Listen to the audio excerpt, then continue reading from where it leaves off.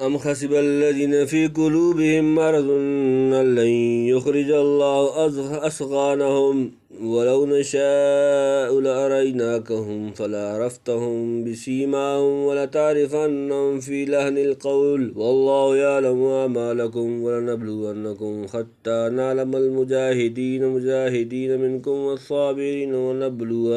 أخباركم إن الذين كفروا وصدوا عن سبيل الله وشاقوا الرسول من بعد ما تبين لهم الهدى لن يضر الله شيئا فسيحبط أعمالهم يا أيها الذين آمنوا أطيعوا الله وأطيعوا الرسول ولا تبطلوا أعمالكم إن الذين كفروا وصدوا عن سبيل الله ثم ماتوا وهم كفار فلن يغفر الله لهم فلا تهنوا وتدعوا إلى السلم وأنتم الأعلون والله معكم ولن يتركم أعمالكم إنما الحياة الدنيا لعب ولهو وإن تؤمنوا وتتقوا يؤتكم أجوركم ولا يسألكم أموالكم إن يسألكموها فيخفكم تبخلوا يخرج أضغانكم ها أنتم هؤلاء تدعون لتنفقوا في سبيل الله فمنكم من يبخل ومن يبخل فإنما يبخل عن نفسه والله الغني وأنتم الفقراء وإن تتولوا يستبدل قوما غيركم ثم لا يكونوا أمثالكم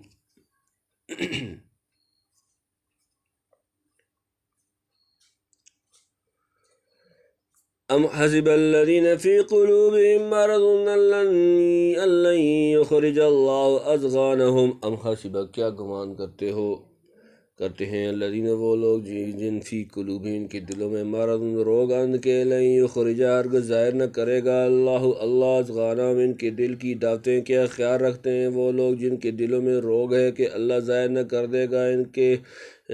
کینے یعنی منافقین اپنے دلوں میں اسلام اور مسلمانوں کی طرف سے جو حسدانہ دعوتیں اور کینے رکھتے ہیں؟ کیا یہ خیال ہے کہ وہ دلوں میں پنہا ہی رہیں گے؟ اللہ ان کو تشت از بام نہ کرے گا اور مسلمان ان کے مکر و فریب پر مطلع نہ ہوں گے. ہرگز نہیں، ان کا خبث باطن ضرور ظاہر ہو کر رہے گا اور ایسے امتحان کی بھٹی میں ڈالے جائیں گے جہاں کھوٹا کھرا بالکل الگ ہو جائے گا.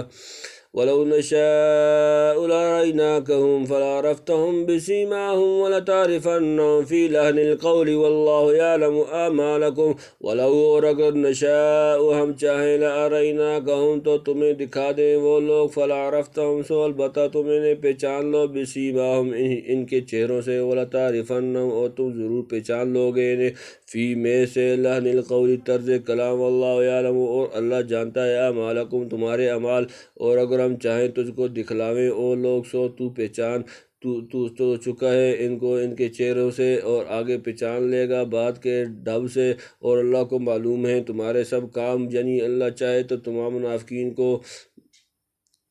بِأَشْخَاصِهِمْ معین کر کے آپ کو دکھلا دے اور نام بنام مطلع کر دے کہ مجمع میں فلاں فلاں آدمی منافق ہیں، مگر اس کی حکمت بالفعل اس دو ٹوک اظہار کو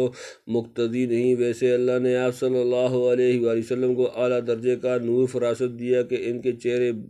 بشرے سے آپ پہچان لیتے ہیں اور آگے چل کر ان لوگوں کے طرز گفتگو سے آپ صلی اللہ علیہ وسلم کو مزید شناخت ہو جائے گی، کیونکہ منافق اور مخلص کی بات کا ڈھنگ الگ الگ ہوتا ہے. جو زور شوکت پختگی اور خلوص کا رنگ مخلص کی باتوں میں جھلکتا ہے منافق کتنی ہی کوشش کرے اپنے کلام میں پیدا نہیں کر سکتا. تنبیہ مترجم محقق قدس اللہ روحہ نے فَلَعَرَفْتُمْ کو لَوْ نَشَاءُ کے نیچے نہیں رکھا. عام مفسرین اس کو لَوْ نَشَاءُ کے تحت میں رکھ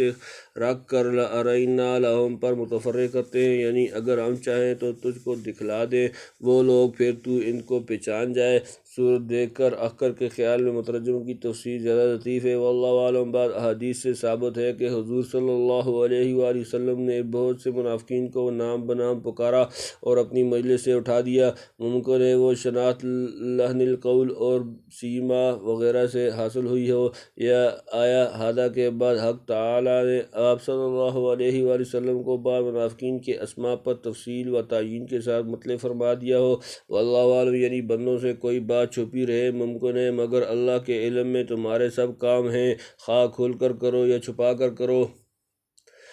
وَلَنَبْلُوَنَّكُمْ حَتَّى نَعْلَمَ الْمُجَاهِدِينَ مِنْكُمْ وَالصَّابِرِينَ وَنَبْلُوَ أَخْبَارَكُمْ وَلَنَبْلُوَنَّكُمْ، اور ہم ضرور آزمائیں گے تمہیں، حتیٰ یہاں تک کہ نعلم ہم جان لیں، المجاہدین مجاہدوں کو، منکم تم میں سے، والصابرین اور صبر کرنے والے، ونبلوا اور ہم جانچ لیں، اخبارکم تمہاری خبریں، حالات، اور البتہ ہم تم کو جانچیں گے تاکہ معلوم کر لیں جو تم میں لڑائی کرنے والے ہیں اور قائم رہنے والے، اور تحقیق کر لیں تمہاری خبریں، یعنی جہاد وغیرہ کے احکام سے آزمائش مقصود ہے۔ اسی سخت آزمائش میں کھلتا ہے کہ کون لوگ اللہ کے راستے میں لڑنے والے اور شدید ترین امتحانات میں ثابت قدم رہنے والے ہیں، اور کون ایسے نہیں، یعنی ہر ایک کے ایمان اور اطاعت و انقیاد کا وزن معلوم ہو جائے اور سب کے اندرونی احوال کی خبریں عملاً محقق ہو جائیں۔ تنبیہ ہے، نعلم الگ سے جو شبہ حدود علم کا ہوتا ہے، اس کا مفصل جواب پارہ سیکولو کے شروع، الا لنعلم من یبتغی الرسول رسولہ فممن ینقلب علی عقبیہ، سورۃ نمبر 2 سورۃ البقرہ آیت نمبر 143 کے حاشی میں ملاحظہ کیا جائے،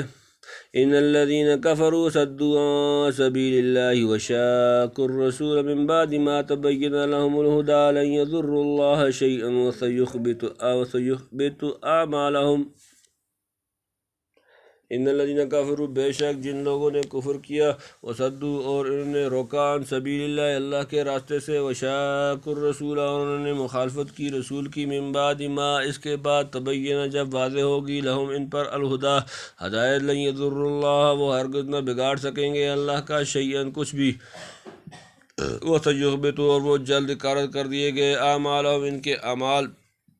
جو لوگ منکر ہوئے اور روکا انہوں نے اللہ کی راہ سے اور مخالف ہو گئے رسول سے، بعد اس کے کہ ظاہر ہو چکی ان پر سیدھی راہ، نہ بگاڑ سکیں گے اللہ کا کچھ، اور وہ کارت کر دے گا ان کے سب کام، یعنی اپنا ہی نقصان کرتے ہیں، اللہ کا کیا نقصان ہے، نہ اس کے دین اور پیغمبر کا کچھ بگاڑ سکتے ہیں، وہ قدرت والا ہے، ان کے سارے منصوبے غلط اور تمام کام کارت کر دے گا اور سب کوشش حق میں ملا دے گا۔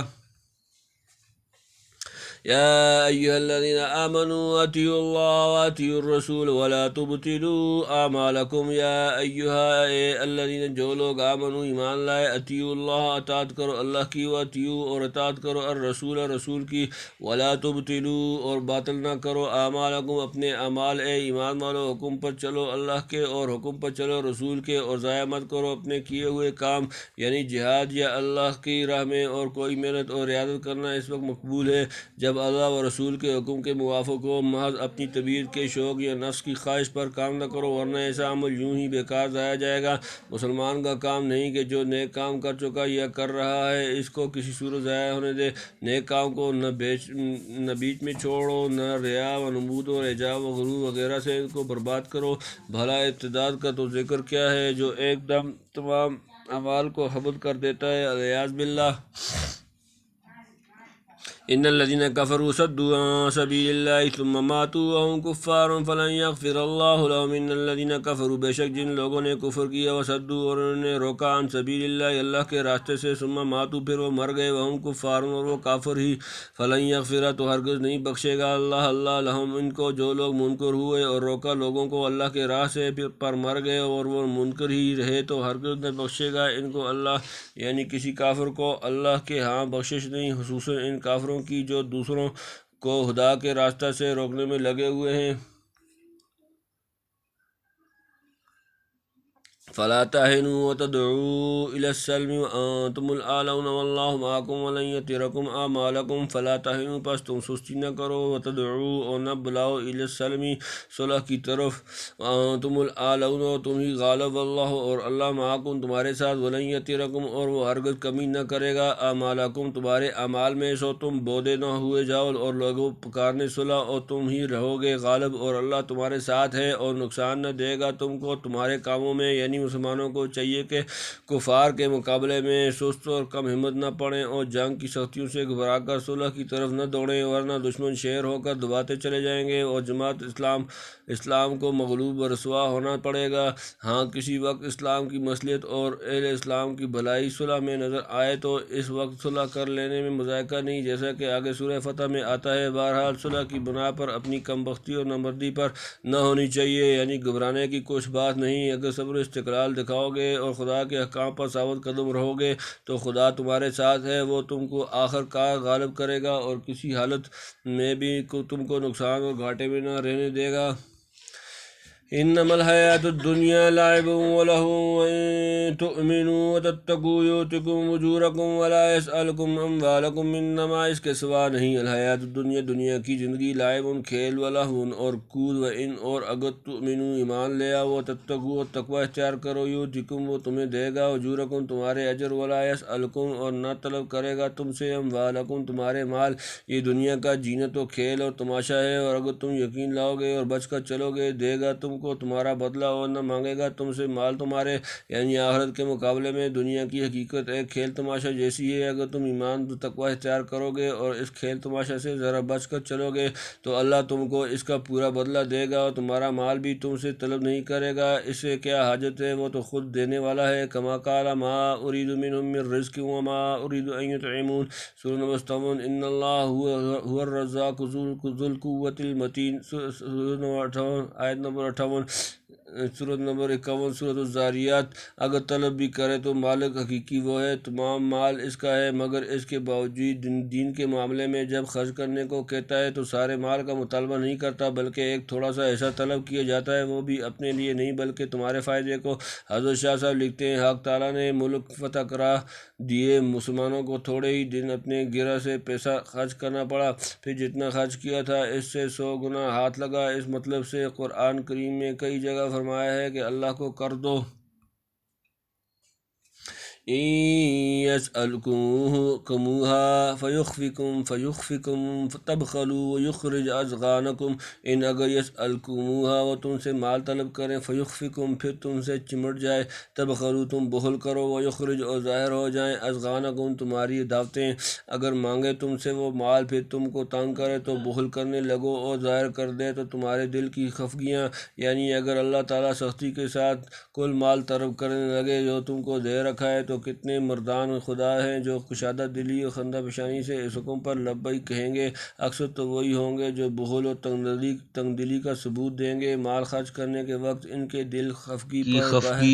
باہر ظاہر ہو جائے گی۔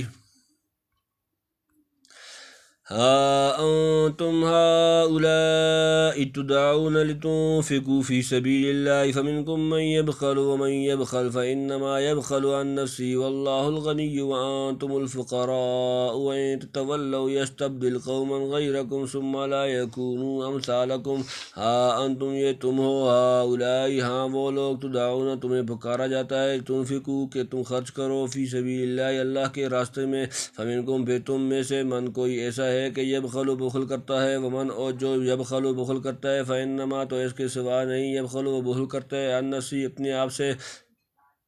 واللہ اور اللہ الغنی بے نیاز، وانتم الفقراء و تم محتاج ہو، جمع وان اور اگر تتولوا تم روح گردانی کرو گے، یستبدل و بدل دے گا، قوماً دوسری قوم، غیرکم تمہارے سوا، ثم پھر لا یکونوا وہ نہ ہوں گے، امثالکم تمہارے جیسے۔ سنتے ہو تم لوگ تم کو بلاتے ہیں خرچ کرو اللہ کی راہ میں، پھر تم میں کوئی ایسا ہے کہ نہیں دیتا، اور جو کوئی نہ دے گا تو نہ دے گا آپ کو، اور اللہ بے نیاز ہے اور تم محتاج ہو، اور اگر تم پھر جاؤ گے تو بدل لے گا، اور لوگ تمہارے سوا پھر وہ نہ ہوں گے تمہاری طرح کے، یعنی ایک حصہ خدا کے دیے ہوئے مال کا اس کے راستے میں اپنے نفع کی خاطر، یعنی تمہارا دینا خود اپنے فائدے کے لیے ہے، نہ دو گے تو اپنا ہی نقصان کرو گے، اللہ کو تمہارے دینے نہ دینے کی کیا پرواہ۔ حضرت شاہ صاحب لکھتے ہیں یعنی مال خرچ کرنے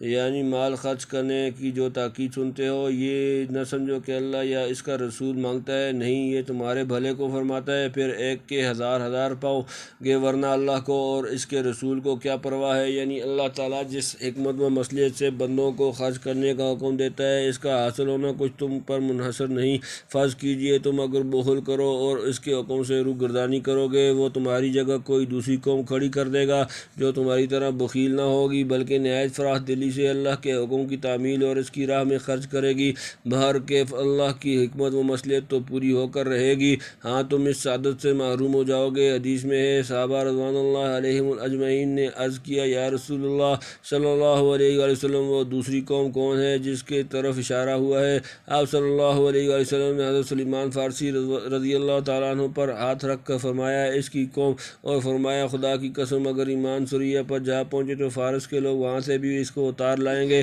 الحمدللہ، صحابہ رضوان اللہ عنہ سے اس بنظیر اصرار اور جوش ایمان کا ثبوت دیا کہ ان کی جگہ دوسری قوم کو لانے کی نوبت نہ آئی، تاہم فارس والوں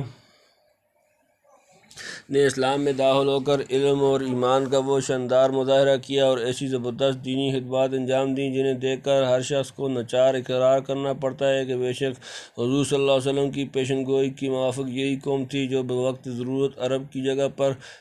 کر سکتی تھی۔ ہزارہ علماء و ائمہ سے قطع نظر کر کے تنہا امام اعظم ابو حنیفہ رحمہ اللہ کا وجود ہی اس پیشن گوئی کی صدق پر کافی شہادت ہے، بلکہ اس بشارت عظمیٰ کا کامل اور اولین مصداق امام صاحب ہی ہیں رضی اللہ تعالیٰ وارضاہ۔ تم سورۃ محمد صلی اللہ علیہ وآلہ وسلم بتوفیقی و اعانتی وللہ الحمد